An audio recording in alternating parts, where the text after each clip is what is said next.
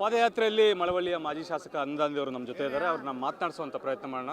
Sir, ನಿಮಗನ್ಸುತ್ತಾ ಈ ಹೋರಾಟದಿಂದ ಫಲ ಸಿಗುತ್ತೆ ಅಂತ? ರೈತರು ಹೋರಾಟ ಯಾವುದು ಫೇಲ್ಯೂರ್ ಆಗಿದೆ ಹೇಳಿ. ಈಗ ದೇವನಹಳ್ಳಿ ಚನ್ನರಾಯಪಟ್ಟಣ ಹೋಬಳಿನಲ್ಲಿ ರೈತರು ಹೋರಾಟ ಮಾಡ್ತಾಯಿದ್ದು ರೈತರಿಗೆ ಮಣಿದು ಸಿದ್ದರಾಮಯ್ಯನವರು ಅವ್ರ ಜಮೀನ ಅವ್ರಿಗೆ ಬಿಟ್ಕೊಟ್ರು. ಹಾಗೆ ಬಿಡದಿ ಹೋರಾಟದಲ್ಲೂ ಕೂಡ ರೈತರ ಪರವಾಗಿ ಆಗುತ್ತೆ. ಈಗಾಗಲೇ ಕೋರ್ಟು ಕೂಡ ರೈತರ ಪರವಾಗಿ ಆದೇಶ ಮಾಡಿದ್ದಾರೆ. ನಮ್ಮ ಕುಮಾರಣ್ಣವ್ರ ನೇತೃತ್ವದಲ್ಲಿ, ನಿಖಿಲ್ ಕುಮಾರಸ್ವಾಮಿ ಅವರ ನೇತೃತ್ವದಲ್ಲಿ, ಅಶೋಕಣ್ಣ BJP ನಾಯಕರ ನೇತೃತ್ವ, ವಿಜಯೇಂದ್ರ ನೇತೃತ್ವದಲ್ಲಿ ಇವತ್ತೇನು ಹೋರಾಟ ನಡೀತಿದೆ ಇದು ಕೂಡ ಸಕ್ಸಸ್ ಆಗ್ತೀವಿ ನಾವು ಅಂತಕ್ಕಂಥದ್ದು ಈ ಸಂದರ್ಭದಲ್ಲಿ ಹೇಳಿಕ್ಕೆ ಬಯಸ್ತಾರೆ. 500 ದಿನ ಆಗಿದೆ, ಯಾವುದೇ ರೀತಿಯಾದಂಥ ಬದಲಾವಣೆ ಆಗಲಿ, ಮನವೊಲಿಕೆ ಆಗಲಿ ಅಥವಾ ಆ ಕಾನೂನನ್ನು, ಈ ಯೋಜನೆಯನ್ನು ಕೈ ಬಿಡುವಂಥ ನಿರ್ಧಾರವಾಗಲಿ ಆಗಿಲ್ಲ. ತಾತ್ಕಾಲಿಕವಾಗಿ ಒಂದು ಸಮಿತಿಯನ್ನು ಮಾಡಿದ್ದಾರೆ. ಇನ್ನೂ ಏನು ನಿರೀಕ್ಷೆ ಮಾಡ್ತಾ ಇದ್ದೀರಾ ನೀವು? ಈ 500 ದಿನಗಳ ಹೋರಾಟವನ್ನು ಇವತ್ತೇನು ಹತ್ತಿಕ್ಕತಕ್ಕಂಥ ಮತ್ತು ಭಾಳ ನಿರ್ಲಕ್ಷ್ಯ ಮಾಡ್ತಕ್ಕಂಥ ಕೆಲಸ ಮಾಡ್ತಾಯಿದ್ದೀರಿ. ರೈತರ ಹೋರಾಟವನ್ನು ನೀವು ಖಂಡಿತ ನಿಮ್ಮ ಸರ್ಕಾರ ಇದೇ ರೀತಿ ಮುಂದುವರೆದ್ರೆ ಉಳಿಲಿಕ್ಕೆ ಸಾಧ್ಯ ಇಲ್ಲ. ಇವತ್ತು ರೈತರ ವಿರುದ್ಧವಾಗಿರ್ತಕ್ಕಂಥ ಸರ್ಕಾರಗಳು ಯಾವುದೂ ಈ ರಾಜ್ಯದಲ್ಲಿ ಉಳಿದಂಥ ಇತಿಹಾಸಗಳಿಲ್ಲ. ಅದಕ್ಕೆ ಅರ್ಥ ಮಾಡ್ಕೊಳ್ಳಿ. DK ಶಿವಕುಮಾರ್ ಸಾಹೇಬ್ರೆ, ನೀವು ಮುಖ್ಯಮಂತ್ರಿಯಾಗಿ ಇನ್ನೂ ಮುಂದುವರಿಬೇಕು ಅಂದರೆ ಈ ಯೋಜನೆಯನ್ನು ಕೈಬಿಡಿ. ಪರವಾಗಿಲ್ಲ, ಏನಾದರೂ ಆಗಲಿ ಅಂತಂದರೆ ನಿಮ್ಮ ಸರ್ಕಾರ ಉಳಿಯಲ್ಲ. ಇದಕ್ಕೆಲ್ಲ ಗುಂಡೂರಾವ್ ಸಾಕ್ಷಿ.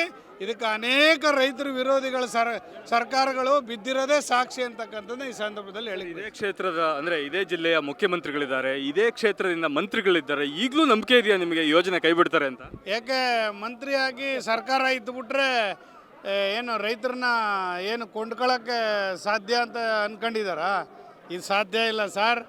ನಾನು ಹೇಳ್ತಾ ಇದ್ದೀನಿ, ಸರ್ಕಾರವನ್ನು ರೈತರನ್ನು ಎದುರಾಕೊಂಡಿರ್ತಕ್ಕಂಥ ಸರ್ಕಾರಗಳು, ಅವನು ಮುಖ್ಯಮಂತ್ರಿ ಇರಲಿ, ಪ್ರಧಾನಮಂತ್ರಿ ಇರಲಿ, ಯಾರು ಕೂಡ ಆ ಜಾಗದಲ್ಲಿ ಉಳಿಲಿಕ್ಕೆ ಸಾಧ್ಯನೇ ಇಲ್ಲ ಅಂತಕ್ಕಂಥದ್ದನ್ನ ನೇರವಾಗಿ ಹೇಳಲಿಕ್ಕೆ ಬಯಸ್ತಾ ಇದ್ದೀನಿ. ಈಗ ಬೆಂಗಳೂರುವರೆಗೂ ತಲುಪುವಂಥ ಈ ಪಾದಯಾತ್ರೆ ಸರ್ಕಾರವನ್ನು ತಲುಪುತ್ತಾ? ಈಗ ಸರ್ಕಾರಕ್ಕೆ ಈಗಲೇ ತಲುಪದೆ, ನಾವು ಇನ್ನೂ ಶುರುನೇ ಮಾಡಿಲ್ಲ ಪಾದಯಾತ್ರೆ. ಈಗಾಗಲೇ ಶುರು ಮಾಡ್ತಾಯಿದ್ದೀವಿ. ಈಗಾಗಲೇ ಸಾವಿರಾರು ಜನ ಸೇರಿದ್ದಾರೆ. ಈಗಾಗಲೇ ಸರ್ಕಾರಕ್ಕೆ ಎಚ್ಚರಿಕೆ ಗಂಟೆ ತಲುಪಿದೆ. ವಿಧಾನಸೌಧಕ್ಕೆ ಈಗಾಗಲೇ ತಲುಪಿದೆ. ಇಲ್ಲೆಲ್ಲ ಅವರೆಲ್ಲ ಇಂಟೆಲಿಜೆನ್ಸ್ ಅವ್ರ ಕಡೆ, ಅವ್ರ ಪೊಲೀಸವರು, ಅವರೆಲ್ಲ ಜನ ಇದ್ದಾರಲ್ಲ, ಅವರೆಲ್ಲ ಈಗಾಗಲೇ ಕಳಿಸಿರ್ತಾರೆ. 8 ಜನ ಸೇರವ್ರೆ, ಏನು ಪಾದಯಾತ್ರೆ ಹೆಂಗಿರುತ್ತೆ ಏನು ಅಂತ ನೋಡಿರ್ತಾರಲ್ಲ. ಪಾದಯಾತ್ರೆಗೆ ಒಂದು ಗೌರವ ಇದೆ, ಒಂದು ಘನತೆ ಇದೆ. ಪಾದಯಾತ್ರೆಯಿಂದ, ಉಪವಾಸ ಸತ್ಯಾಗ್ರಹದಿಂದನೇ ಈ ದೇಶಕ್ಕೆ ಸ್ವತಂತ್ರ ತಂದು ಕೊಟ್ಟಿರ್ತಕ್ಕಂಥ, ಗೆದ್ದಿರ್ತಕ್ಕಂಥ ಇತಿಹಾಸ ಇರ್ತಕ್ಕಂಥ ದೇಶ ಇದು.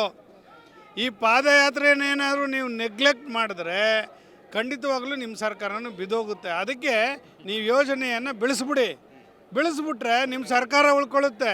ನೀವು ಯೋಜನೆಯನ್ನು ಕೈಗೆತ್ಕೊಂಡ್ರೆ ನಿಮ್ಮ ಸರ್ಕಾರ ಬಿದ್ದೋಗುತ್ತೆ ಅಂತಕ್ಕಂಥದ್ದು ಹೇಳಿಕ್ಕೆ ಬಯಸ್ತಾ ಇದ್ದೀನಿ. ಯೋಜನೆಯನ್ನು ಕೈಬಿಡಿ, ಸರ್ಕಾರವನ್ನು ಉಳಿಸ್ಕೊಳ್ಳಿ ಅನ್ನೋ ಮಾತುಗಳನ್ನ ಮಾಜಿ ಶಾಸಕ ಅನುದಾನಿ ಅವರು ಹೇಳ್ತಾ ಇದ್ದಾರೆ. ಇನ್ನೊಂದಷ್ಟು ಜನ ಇದ್ದಾರೆ, ಅವ್ರನ್ನೂ ಎಲ್ಲ ಮಾತನಾಡ್ಸೋಣ ಬನ್ನಿ.